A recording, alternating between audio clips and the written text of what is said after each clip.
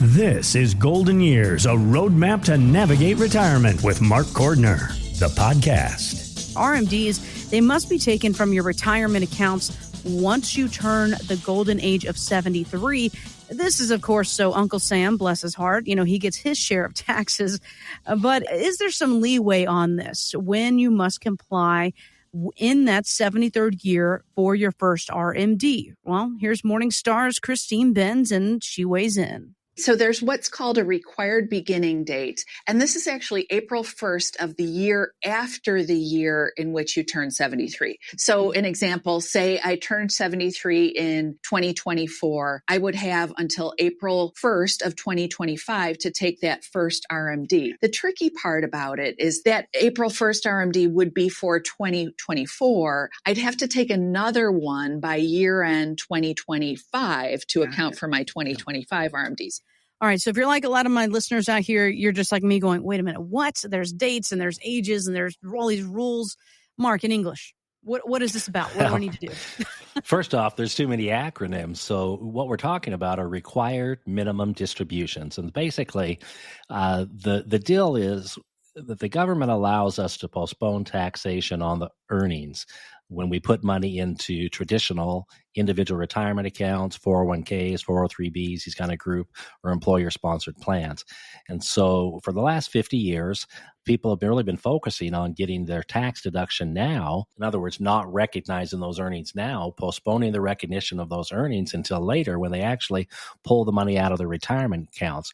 But the kicker is some people find that they don't need that money when they get to retirement. They may have sufficient other assets.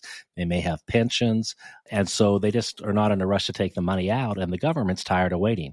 So it used to be that at age 70 and a half, people had to start taking a minimum amount out each year for the rest of their life. And so you can take as much as you want. You can take any maximum up to the account value that you want, but you can't take less than the minimum that this government formula dictates. And so the obligation is on each American who has retirement plans to aggregate or to combine all of their different account values as of December 31st of any given year, and then run it through this simple formula. Basically, at age 73, it's just under 4% of your total account values that have to come out that year.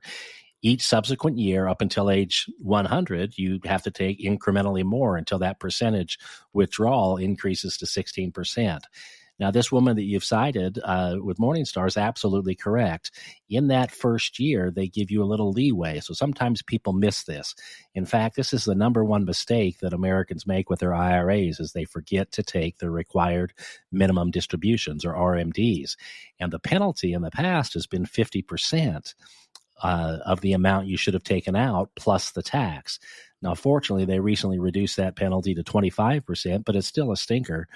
So 25% plus your tax means you could end up giving up half of what you were required to take out to Uncle Sam.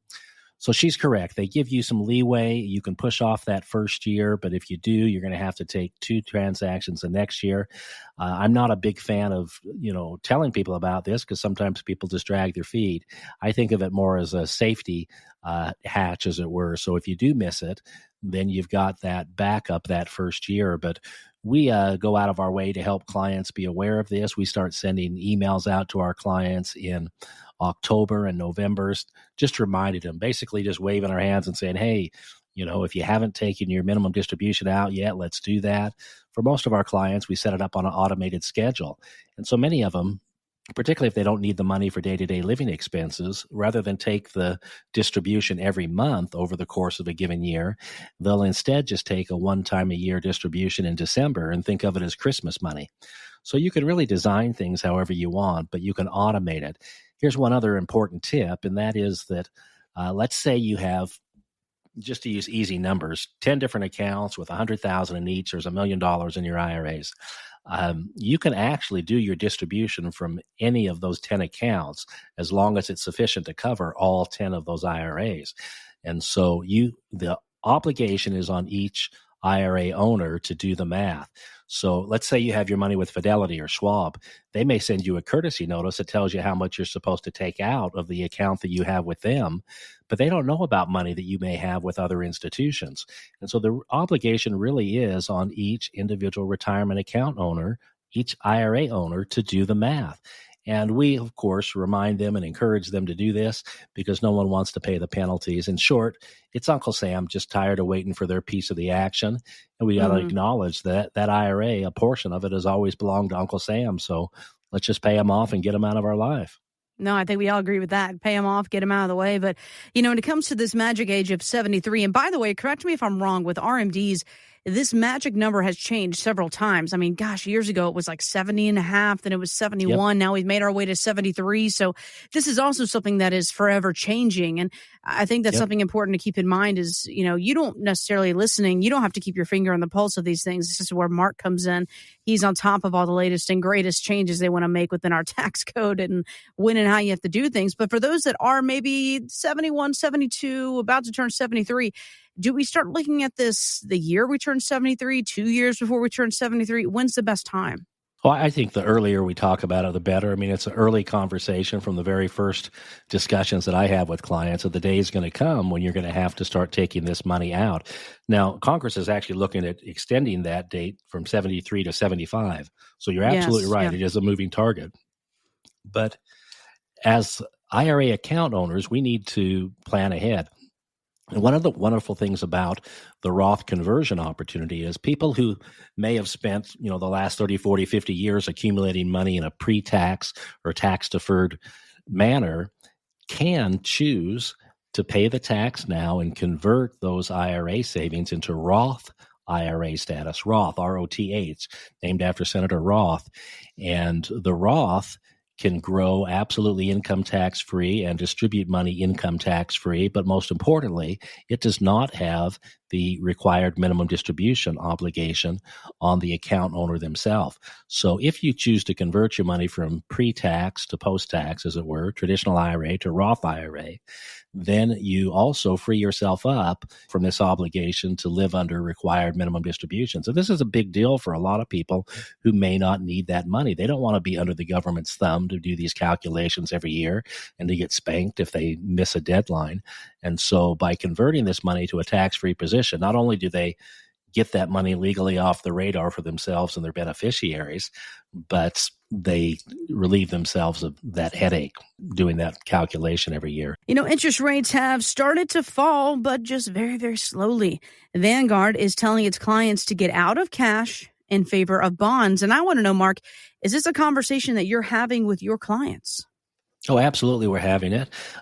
We find, certainly bonds should be part of a portfolio. We do structured investments, so it's definitely part of the portfolio. But there was an interesting study done by Roger Ibbotson. He's a famous professor from Yale, and they did a study that talked about how if you use fixed indexed annuities, you can actually get better performance than you can out of the bond portion of your portfolio. And so when we have this conversation about safety, we're actually looking at alternative investments, not just bonds, but we're also looking at the role that a fixed index annuity might play, because you can eliminate the risk associated with bonds when we deal with fixed index annuities, and we can typically get a better rate of return. So yes, bonds should be part of the picture. Other products should also be considered in the picture, and people ought to be having this conversation as we expect interest rates to go down. And so if people are thinking about this, come visit with us. We just call this a safety review, basically, because people want to not have all their money in the market, or they don't want to have it all in stocks. Let me be more precise there.